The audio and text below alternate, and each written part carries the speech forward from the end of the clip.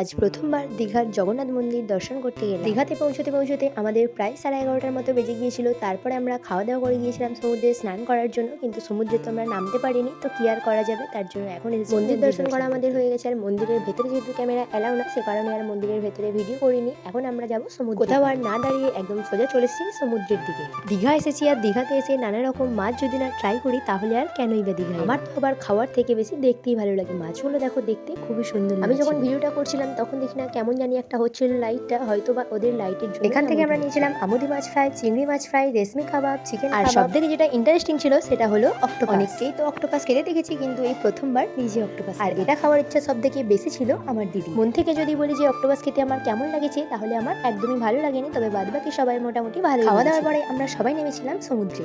সকালে তো নামতে পারিনি, আর কালকে নামতে পারবো কিনা তারও ঠিক নেই, সেজন্য রাত্রিবেলায় একটু নামছি। যদিও বা সমুদ্রে রাত্রিবেলা কিছুই আনন্দ করতে পারি। রাত্রিবেলা যেহেতু সমুদ্রে নামছি, সে কারণে জিজু আমার দিদির হাত ছাড়ছে। আর এরা হলো দুই পাগল, যারা বলছে রাত্রিবেলায় আমরা ঢেউ খাবো। ভাই এখানে সমুদ্রে রাম লেখার চেষ্টা করছে, কিন্তু কোনোভাবেই সেটা হচ্ছে না, কারণ জলটা তো ভালোভাবে সরছে। আসলে দীঘাতে যেহেতু মহি সোপান বেশি, সে কারণে জলটা একেবারেই ঢালু হয়ে নেমে যাচ্ছে না। ভাইয়ের পরে একবার আমিও ট্রাই করে দেখছিলাম। যেহেতু রাতের বেলা ঢেউ খেতে পারবো না, সে কারণে সমুদ্রের দৃশ্য দেখতে দেখতে আমরা পপকর্ন খাচ্ছিলাম।